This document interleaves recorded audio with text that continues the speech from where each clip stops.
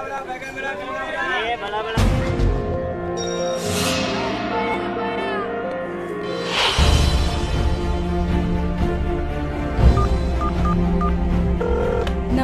Women helpline में आपका स्वागत है। हम आपकी क्या सहायता कर सकते हैं? हेलो मैम, मैं रेणुका बोल रही हूँ। एक लड़का ऐसे लेके मेरा पीछा कर रहा है।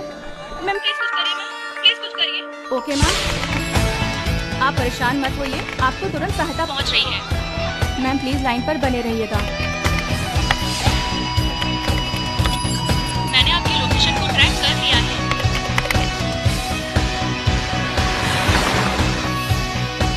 मैम आप भीड़ भाड़ वाली एरिया की तरफ जाएं।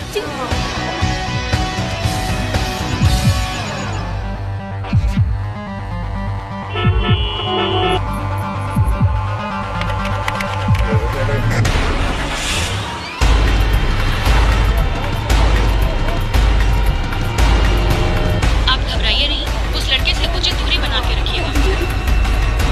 मौके पे पुलिस सहायता पहुंच रही है, रुकिएगा नहीं, चलते रहिएगा। कुछ क्षणों में पुलिस सहायता आप तक पहुंच रही है। जी मैं इधर ही हूँ।